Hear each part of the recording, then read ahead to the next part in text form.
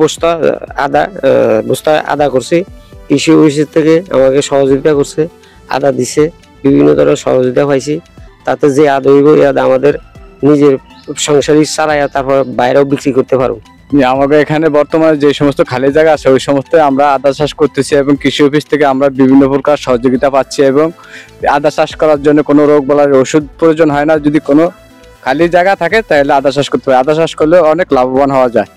এখানে কাচিয়া ব্লকে আমাদের ছায়াযুক্ত স্থানে বস্তায় আদা চাষ প্রকল্পের আওতায় আমরা কৃষককে কৃষি অফিস থেকে সহযোগিতা করেছি।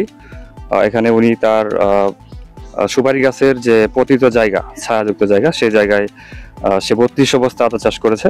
এখানে সে নিজে তার পরিবারের চাহিদা মিটিয়ে বিক্রি করতে পারবে, লাভবান হতে পারবে। এখানে আমরা কৃষি অফিস থেকে রেগুলার মনিটরিং করছি, তাদের রোগবালাই বা অন্য কিছু হচ্ছে কিনা সেটা আমরা দেখছি। এবং এখানে দেখা গেছে যে আদা চাষে তেমন রোগবালাই দেখা যায় নাই, মোটামুটি ভালো পরিস্থিতি আছে।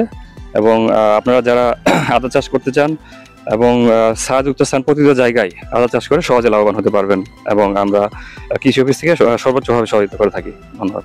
আমরা 30 জন চাষিকে বস্তায় আদা প্রদর্শনী দিয়েছি। এর পাশাপাশি আমরা বিভিন্ন চাষিদের উদ্বুদ্ধকরণের মাধ্যমে প্রায় 8200 বস্তায় আদা চাষের ব্যবস্থা করেছি। তো বস্তা আদা চাষের ক্ষেত্রে আমরা তাদেরকে আদা এবং বিভিন্ন রকম জৈব রাসায়নিক সারের ব্যবস্থা করেছি।